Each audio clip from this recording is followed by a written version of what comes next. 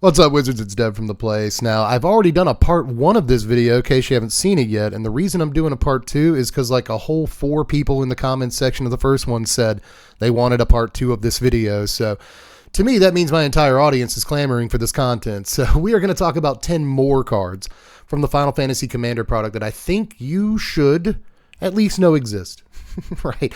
I know that we're not all Commander players. I'm not the biggest Commander player in the world. I play some from time to time. I really like brewing the decks. So that said, I like Standard. That's my format. But there are still cards in the Commander product that catch my eye because I want to brew around them or just they're cool cards. Right? Like, for instance, here's a sick reference. We get to look at Aerith, the Last Ancient, for our first kind of honorable mention of the day. We'll call her that. This is 4 mana, 2 a green and a white for a 3/5 legendary human cleric druid with lifelink. She has Raise. At the beginning of your end step, if you gain life this turn, return target creature card from your yard to your hand. If you gain 7 or more life this turn, you get to throw that thing onto the field instead, son. That's actually really cool, man. A 4 mana Selesnya commander that cares about lifelink and reanimation is not something that you see every single day, unless I'm like totally mistaken. This is a fairly unique commander, and I kind of want to build around it. You know, I like life gain. I like Selesnya life gain. Life gain doesn't always have to have black in it. You know what I mean? Would have preferred it Abzan, but I guess she kind of can't be. But either way, I think Selesnya life gain reanimation is really cool. Like, both the green and the white halves of the card gain life, but people forget that white has reanimation in it, and obviously green has reanimation to the hand in it. So works on the color wheel, works for her flavorfully, you know, just what she should do. I totally see it. You know, you get a healer here that can sometimes, you know, resurrect a guy. That's Aerith does in fact do that. So really, really cool card here. Not too expensive of a commander and does something really nice. So kind of into it, man. But also, like, Rejoin the Fight as our second honorable mention here. First of all, the story beat, this is telling, that this is recounting, is awesome. Like, this is one of my favorite moments in FF6, where the world has ended and you find Terra at this orphanage raising kids, and she doesn't want to, like, be on your team anymore. She just wants to stay here, live out her days, raise these kids, because that's where she's found purpose. But then a monster attacks the orphanage, and she has to go back into Esper form and fight again, protect these kids, and she realizes that the best way to protect these kids is to destroy Kefka, and blah, blah, blah. So this is 6 mana, 5 and a black for a sorcery, milled 3 cards. Then, starting with the next opponent in turn order, each opponent chooses a creature card in your graveyard that has not yet been chosen. Return each card chosen this way to the battlefield under your control. So 6 mana to return 3 guys. And yeah, your opponent gets to choose, your opponents get to choose what guys they are, but there's plenty of ways to, like, I don't know, like, exile the guys in your yard you don't want them to pick, or, you know, your least good creatures or something, or just, you know, make sure that your graveyard only has a few really good creatures in it to begin with, and then suddenly you're getting really amazing stuff back with this no matter what. So 6 mana is a little bit steep, but getting back 3 dudes is potentially okay if you've engineered the situation correctly. But again, I just really like the story beat on this. Plus, Celeste and Sabin are her party members, and those are usually the 2 party members that, you know, Celeste you start World of Ruin with, you almost immediately find Sabin, and then you get to this point. So just really nice attention to detail there as far as the other people on the card. But anyway, next is the Warring Triad, another FF6 reference, but in this case you get a decent mana rock, man. 3 mana for a 5/5 legendary artifact creature. It's a god. It's a god! With flying, trample, and haste. As long as there are fewer than 8 cards in your graveyard, the Warring Triad is not a creature. You can tap it and mill a card and have target player add 1 mana of any color. Cutely, this works on any player. You can add a blue mana to Susie's pool if you want to. I think that's kind of neat. But obviously this mills your cards, so it gets you closer to it becoming a creature. Later on in the game, it just is a creature the moment you slap it down. So your 3 mana rock turns into a 5/5 flying, trample, haste. And I know that 3 mana rocks aren't super in vogue right now, and if you do play them, it's usually, you know, Chromatic Lantern, Coalition Relic, like the really, really strong 3 mana rocks. You'll even see Commander Sphere from time to time on EDH Rec when people are building their decks, but less and less as time goes by. I understand a couple of things about EDH, not that much, but you see far fewer Commander Spheres. That said, this is better than Commander Sphere, I think, and it doesn't draw you a card anywhere on it, but a rock that converts into a 5/5 flying trampler, a flampler, okay, you know, I'm kind of all right with that. I think it's at least worth pointing out. Right. But into the actual list, we had 3 honorable mentions. My number 10 here is Rikku, Resourceful Guardian. Love Rikku. Maybe my favorite character in terms of combat and sphere grid in Final Fantasy X. And I know that might be like a little controversial, but I think that she's like one of the better characters in terms of like making her into whatever you want. Her speed bonuses are insane, but one way or the other. 3 mana, 2 and a blue for a 2/3 legendary human artificer. Whenever you put 1 or more counters on a creature, until end of turn, that creature can't be blocked by creatures your opponents control. Wow. It also has steal. Pay 1, tap it, move a counter from a creature an opponent controls onto a creature you control at sorcery speed. That's a really cute ability because there's usually counters on something else at the commander table. Whether you're playing against people that, you know, are doing entire +1/+1 counter strategies or not, there's usually some incidental counter stuff going on. So really cool ability there. And I like the way the sort of flavor of steel is represented, both on this and a couple of other cards that we've seen. But in any case, that first ability is really sick, dude. Just in any sort of counter-based deck, you know what I mean? Being able to make creatures go unblockable is great. So maybe a commander, but I could definitely see it in the 99 of a ton of things, is all I'm saying. Cool card here. But next is Dancer's Chakrams, a couple of equipments in a row here. It says that this is from FF14, but there's something very Zagreus about this, very Hades about this guy. But in any case, couple of equipments here in a row, and I think Dancer's Chakrams is really interesting. 4 mana, 3 and a white for an equipment with job select. Now you equip this for 3, but of course it comes with a 1/1 attached to it. Equipped creature gets +2/+2, has lifelink, and other commanders you control get +2/+2 and have lifelink, and is a performer in addition to its other types. I forgot to look up what this is reminiscent of, because there's a guy, commander creatures you control get +2/+2, right? There's that. Everyone plays him in white. Not everyone, but a lot of people play that guy in white if their commander is really important. And for some reason, I'm just completely blanking on the name. This gives you another guy like that, that even if they kill the guy that it's on, you can just slap it on a different guy. That seems really, really cool. Now, the way it's worded, it says other commanders you control get +2/+2. So that means you can't just put it on your commander, you know? But still, if you have literally any other creature out, you can always just slap this on it for a relatively low equip cost. 3 is not that bad. And besides the, you know, commanders you control get +2/+2 and has lifelink, the equipped creature gets that too. So it'll turn a 1/1 into a 3/3 lifelink, which is not horrible. It's just not that bad. So I think this is actually a very slick card for equipments decks that I imagine most equipment decks are just going to find room for, period. You know, I think it is that good. But I also like Conformer Shuriken here. 2 mana. For a legendary equipment that equips for 2, equipped creature has, whenever this creature attacks, tap target creature defending player controls. If that creature has greater power than this creature, put a number of +1/+1 counters on this guy equal to the difference. Do you understand? You put this on a 2/2 and you tap down a 5/5 and suddenly your 2/2 gets 3 +1/+1 counters.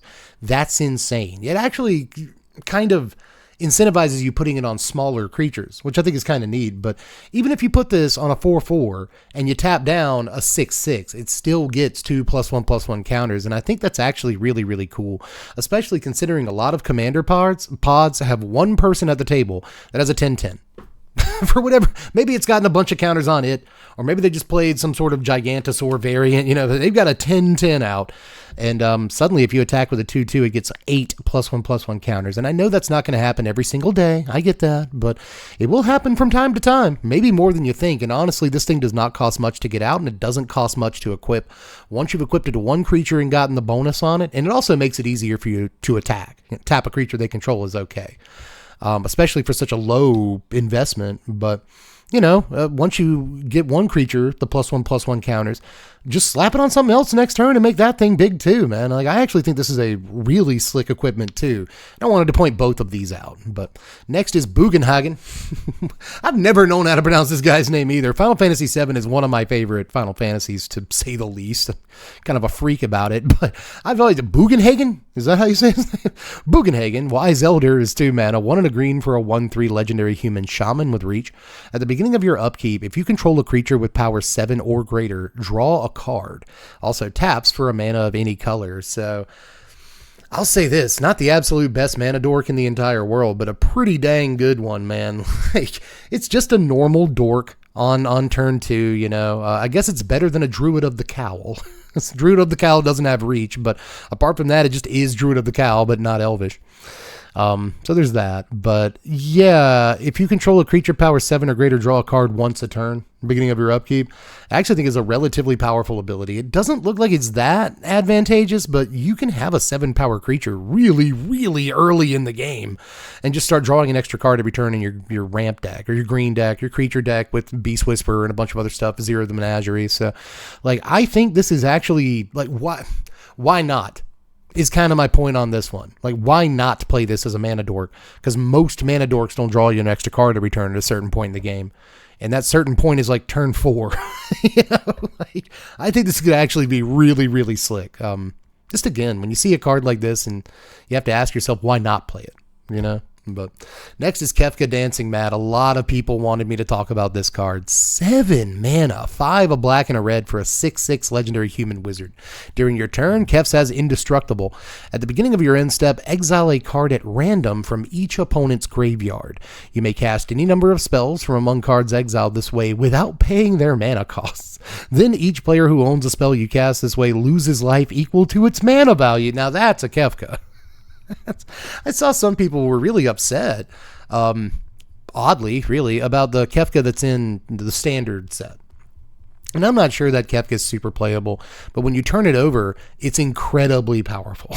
It's so powerful when you turn it over, but you have to actually work to get it turned over, which makes sense flavorfully, but I don't know if that card sees standard play. As far as a commander that you want in your command zone, this is much, much better. You know, it's always going to survive for at least that turn. It's always going to play at least a few spells. It's always going to deal at least a few damage or make them lose at least a few life. So the way this is designed, if it resolves, then it sticks to do the thing at least once, you know? And if it does the thing, it's really good. Like, it's gonna get you 3 free spells that you can cast, you know? Which is just insane, you know, from their graveyard. And it might be a little weird to determine random in this case, but still, I don't think it's going to be too hard. Indestructible on your turn is great. They can blow it away on their turn as soon as they get the chance to, but still, this is always going to do the thing at least once, and I think the thing it does is incredibly powerful. So yes, if you want to play Kefka as your commander, this is probably the one you want to slot into your command zone here, but good, decent card, especially in Rakdos. I think there's a lot of ways to mess around with it. But next is Krile baldesion. I'm not really sure. But I believe this makes this is in our top 2 or 3 here. But Krile baldesion is 2 mana, Azorius colors, so a blue and a white for a 2/1 legendary dwarf wizard with lifelink.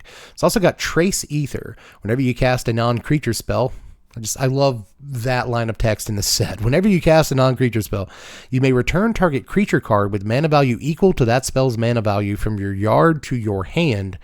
You only get to do it once a turn. That is a pretty powerful ability, man. And it's a relatively cheap dude to get out, too.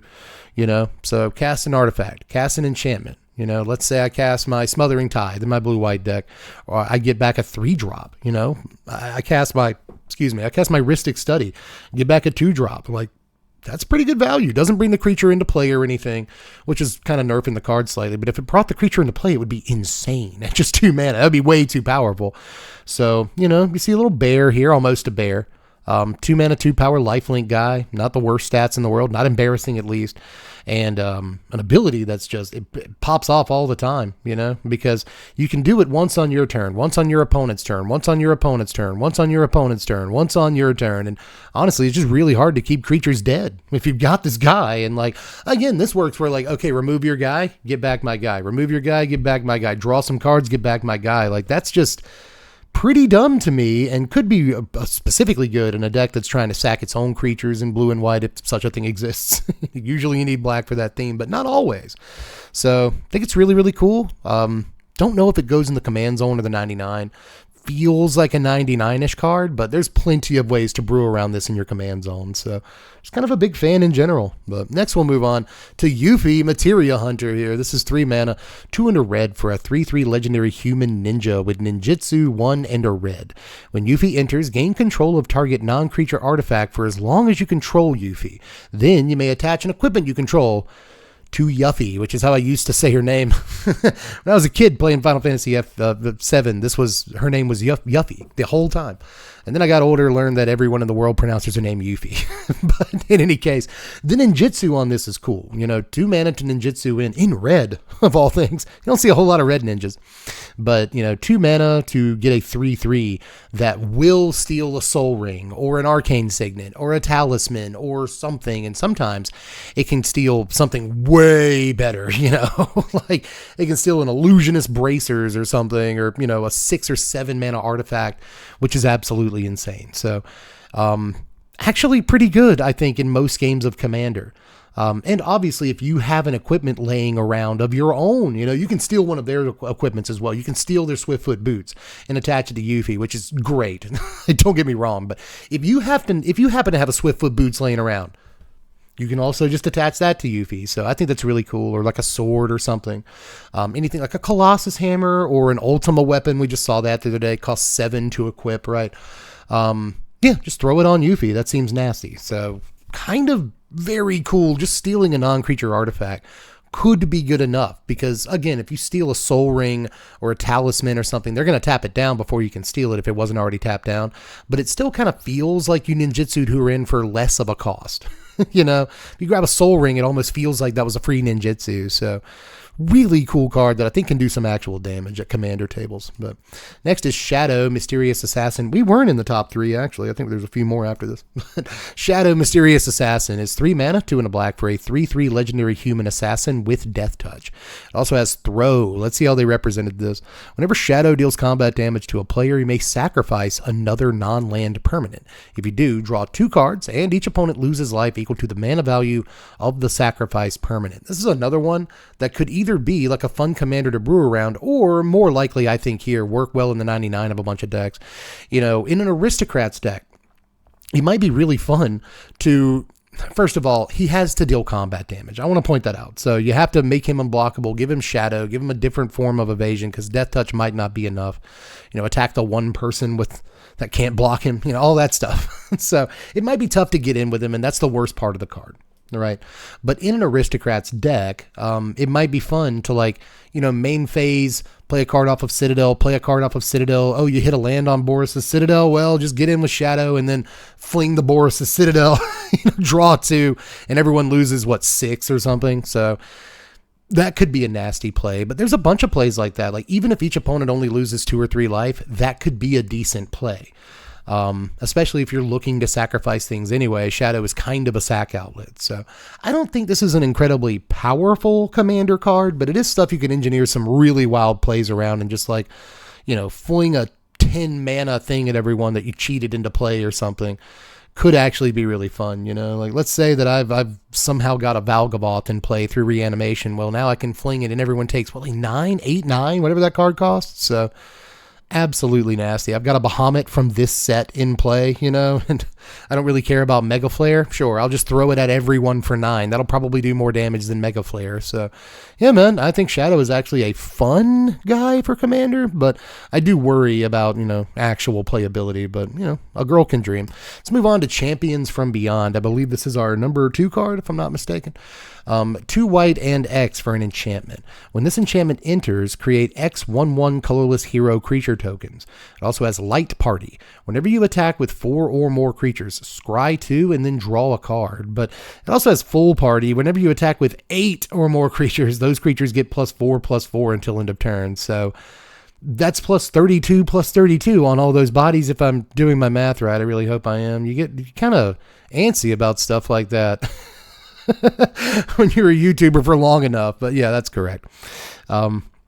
Either way, I think you'll hit Light Party a lot more often, and I wouldn't necessarily call 4 attackers a light party, but just in case you do attack with 4, that's an extra card every single turn, and scry 2. So fix your draw heavily and then draw the card seems very, very good to me. But, apart from that, it's also like a Secure the Wastes effect. So if you spend 6 mana, you get 4 guys. You spend 5 mana, get 3 guys. And so it'll be a lot easier to attack with so many creatures in that case, There's certain things that give your guys indestructible when attacking that can juice this pretty pretty well. So I just like the idea that it's a scalable creature factory that makes a ton of guys all at one time in your tokens deck, and again works really well with those Anointed Procession and Mondrak effects and stuff like that double your tokens.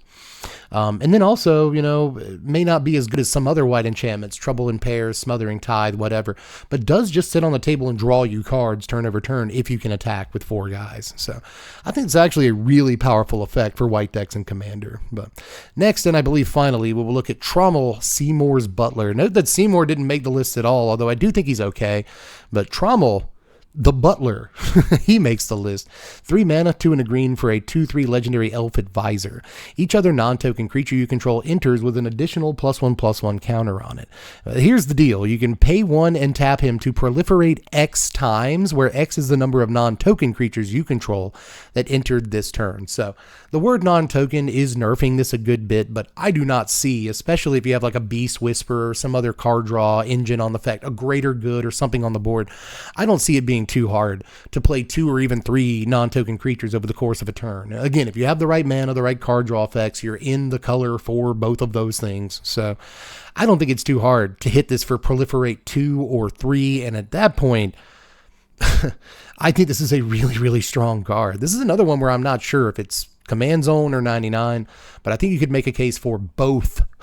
You know, note too, that first ability that I kind of skated past is still good. Every creature you play, you know, every non-token dude that you cast or reanimate or whatever gets an extra +1/+1 counter. That is good in your +1/+1 counter decks, but proliferating, man. Proliferating, dude. That is just absolutely insane. Being able to just get that many more counters on your dudes, you know, is unbelievable. So I really like this a whole lot. I think that it's possible in the right situation to proliferate 4 with this without it being too much of a problem. So this card's kind of insane, and I haven't really heard too many people talk about it. And I think we should. I think we should be talking about it. This is my #1 card of the day for this second part of the video. Maybe I'll do a part 3. There's probably 10 more I could talk about, but for what it's worth, it's weird that I missed this card yesterday and a couple of these other ones too, because some of these cards are nasty. But anyway, that's all I've got for this one, guys. Maybe I'll do a part 3. Let me know if you want one in the comments section. But for now, just do all the YouTube stuff on your way out. Make sure to check out all the standard legal spoilers. They're going on right now.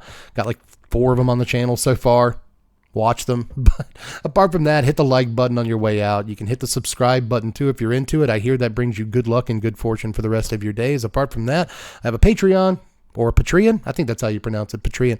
$1 a month is all it takes to help support the channel and keep me doing this as my job, which I would really like to do, and maybe some of you would also like that as well. So support the channel for as little as $1 a month. There is literally nothing in the world you can buy for $1 anymore, but you can buy support for the channel for $1. So I hope I'm worth $1 a month. But anyway, that's all I've got for this one, guys. I'll catch you cats later. I'm Dev from the Place.